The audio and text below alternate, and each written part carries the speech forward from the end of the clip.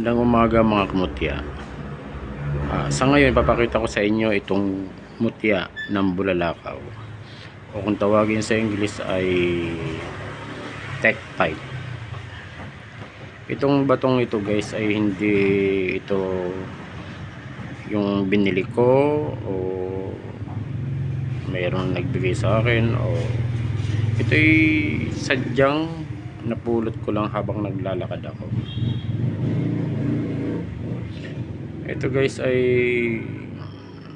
yung mutya ng bulalakaw. Ito yung mga napirasong bato na galing sa meteorite na pinaniniwalaan na kahit na mga sinaunap ng mga ninuno natin na ito'y nagtataglay ng matinding kapangyarihan. Ang mga umano'y nagtatangan ng mutya ng bulalakaw ay nagkakaroon ng mga pambihirang kakayahan,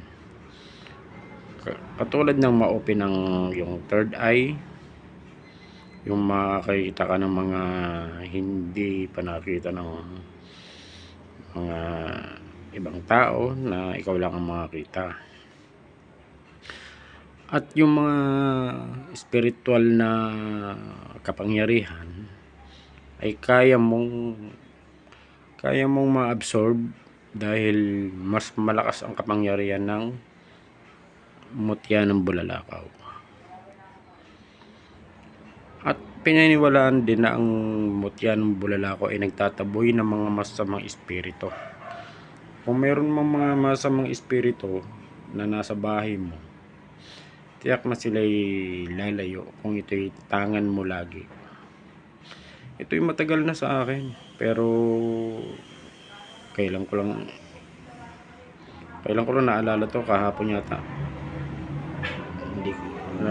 Hindi ko na ano kung nasaan ko ba nailagay. Ito guys, kita naman sa itsura ng bato na ito'y marami siyang gabay na sadyang kita naman sa batong ito ang gabay na dala-dala niya.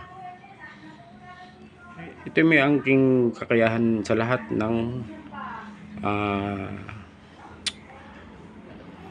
ng aspeto sa buhay natin, sa lakas, talino, spiritual, yung meron din tong yung magagamot ang sarili mong sakit nito pag ito'y lagi mong tangan. Sa mga nagtataglay po nito, siguro din nyo pong tunay, hindi yung sa mga nabibili lang, kasi pagka ganon, hindi, para lang namang niloloko nyo ang sarili nyo nun. Tapos wala rin naman palang bisa. Ang mga mutya kasi gaya nitong mutya ng bulalakaw, hindi mo naman kailangan niyang hanapin.